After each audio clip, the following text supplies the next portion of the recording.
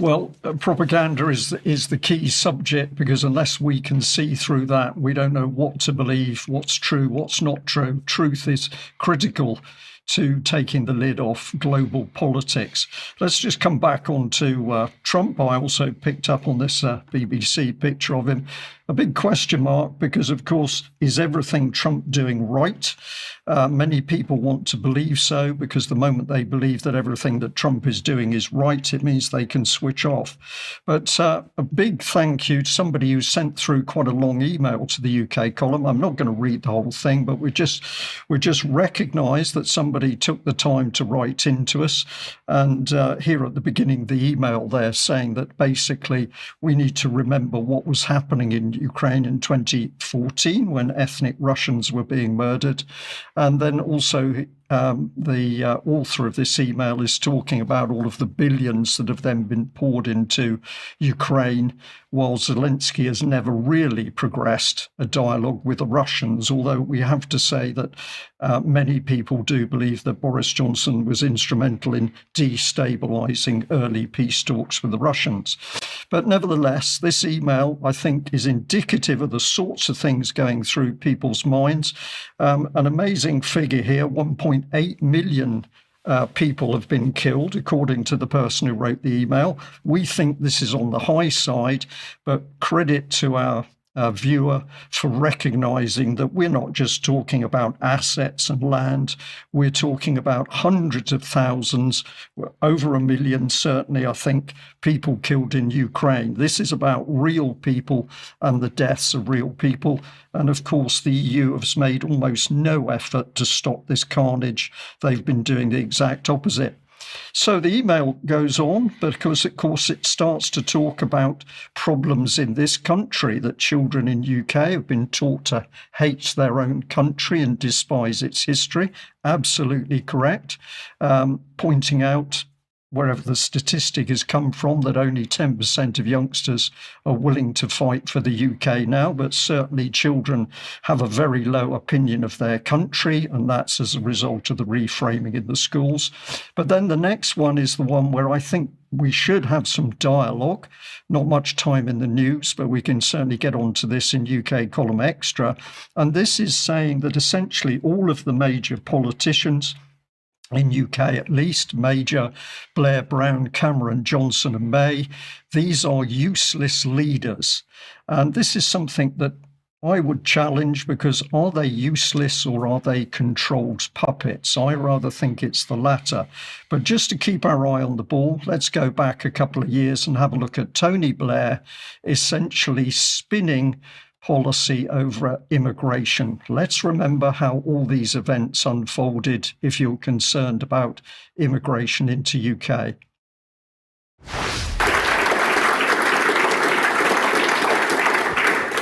Thank you very much indeed, Digby, and thank you to the CBI and to the London Business School for allowing me to come and make this lecture to you today. And I thank all of you for coming and listening to what is an important subject. I have to say, it's one of those subjects where when you tell your senior civil service that you're about to make a speech on a subject like immigration, they say, what a courageous move, Prime Minister. But there it is. Anyway, here goes. Immigration and politics do not make easy bedfellows. They never have. We need few reminders of what can happen when the politics of immigration gets out of hand. And let us also be very clear that those who warned of disaster back in the 1960s and 1970s if migration was not stopped, who said Britain would never accept or be a multiracial society, have been proved comprehensively wrong. On the other hand, there is no doubt that on the doorstep in local communities, immigration has suddenly become very high in the agenda. Why? It is not, incidentally, an exclusively British issue. This is a worldwide phenomenon. Immigration has dominated elections in countries like Denmark, Austria, and the Netherlands in recent years. Le Pen rose to prominence in France, as we know. In Australia and New Zealand, it has been a central question, sharply dividing the main parties. Migration flows across the world with increased opportunities to travel and globalization are driving the issue. Well, there we are. A very smarmy Blair, of course, at his best, trying to indicate that the whole of the migration issue was just an accident. It came out of nowhere. No, the truth is this was calculated policy. And Peter Sutherland, former migration ambassador, the late Peter Sutherland, former migration ambassador to the UN, said very clearly that mass migration was to be used to break down the homogeneity of the nation states. So if we come back on to our viewers' email, this was an ending part of it. We must trust Trump and realise that our politicians, sorry for the typo there, the politicians have created the mess we're now in and accept the deal that he and Putin will agree. Continuing the war will end in all-out war, nuclear bombs and bankruptcy for no reason. Well, I'm just going to say, if we have a look and we do our research, we can see that what's taken place is not accidental. This is a RAND Corporation document, very dark cover, but the headline, the main title is Overextending and Unbalancing Russia. And if you have a look at what they're talking about, it says it's examining non-violent, cost-imposing options that the United States and its allies could pursue across economic, political and military areas to stress and overextend and unbalance Russian economy. But when we get into the document, the first thing it's talking about is providing lethal aid to Ukraine. So a huge lie by the RAND Corporation that it's pushing for peace, when the first thing it does is saying, let's get the weapons into Ukraine, let's increase the support for the Syrian rebels, and we know where that's gone to. Let's help liberalize Belarus. That's not a positive liberation. That's being used as a weapon to break down society, and expanding ties in the South Caucasus to compete economically with Russia, reducing Russian influence in Central Asia, and flipping Transnistria. So these are calculated acts of war against Russia. They're sold in a pamphlet as if they were peaceful means of competing with Russia. But I would suggest that these are calculated acts of war. But if you look at RAND itself, non-profit, non-partisan research organisation that provides leaders with the information they need.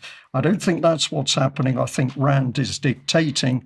But here is the complete nonsense of it, because they're talking about healthcare, national security, education, international relations, emerging technologies, and the last line is all in order to make the world a better place for us all. It's hidden in plain sight, Patrick, when you look at this type of document as to what has caused the problem in Ukraine and other hotspots in the world. Yeah, the RAND Corporation is a sounding board for the U.S. deep state. It has been for decades. But I might point out, just to be even and balanced, lethal aid to Ukraine. Donald Trump was the one who sent first lethal aid to Ukraine. It was even too far for Obama to go. But because they applied so much pressure on Trump with Russiagate and all the impeachment scandals, he felt he had to overcompensate to prove that he wasn't Putin's stooge. And so he shipped massive amounts of lethal aid to Ukraine, and that kind of started the ball rolling. But we need to be acknowledging these things because it's part of the process, I think. And to be accurate, Now, a couple of little clips here just to emphasize the huge propaganda that Western society's been under. Let's just have a look at this NATO promotion.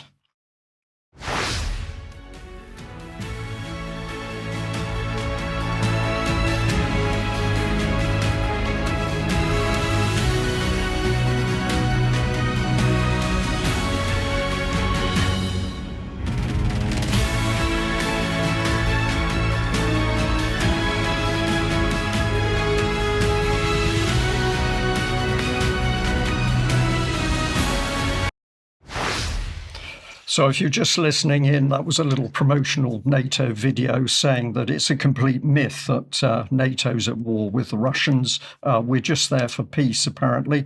Let's have a little look at Ministry of Defence UK and what it's pumped out.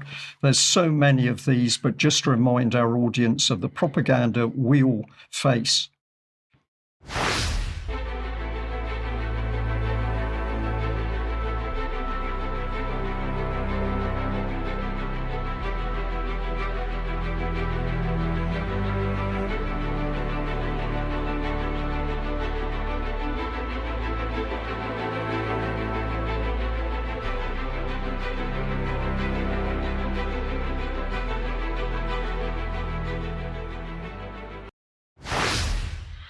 So while Ukraine is being destroyed, infrastructure smashed apart, people can't live their lives properly, according to the UK's Ministry of Defence, we are helping Ukraine rebuild roads, bridges, hospitals. Complete and utter nonsense and propaganda poured into the minds of people in the UK.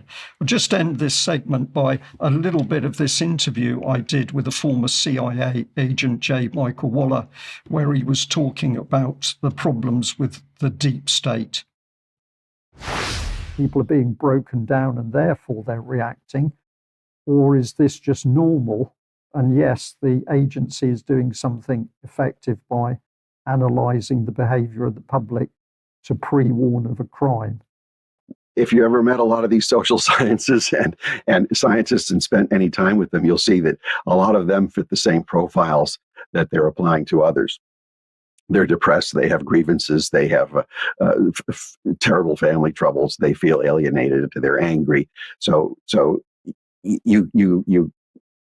they're the ones who are diagnosing the rest of the public. And then with the increased rise in, as you're pointing out, the decay of society and the rise in mental illness and the grievances that even normal people will have and the injustices they see in their own government with, say, a two-tiered system of justice where people standing up for their national traditions are being discriminated against and even arrested, while newcomers coming in to destroy those institutions get favorable treatment. Of course, that's going to produce more anger, but it's not the new troublemakers that are going to be blamed and held accountable for it. It's the people who are trying to defend what's always been there, that defend their national traditions, who are seen as the evildoers. What you have, though, when these social scientists come together and make reports the way you just summarized to the Secret Service is that they're painting a huge segment of the society as prospective enemies. And therefore, that logic demands more and more and more resources to a national security state and a surveillance state to watch everyone before they commit a crime. Yeah. And this is where you get George Orwell walking right in. And now all of a sudden we become Oceania. Critical interview, in my opinion, but this very experienced man talking about the breakdown of the intelligence and security services, not only in the US, but the West, to the extent that they're not doing their proper job. And we've got a further attack on our own society. The kids' table would probably be a good place to move on to, I think.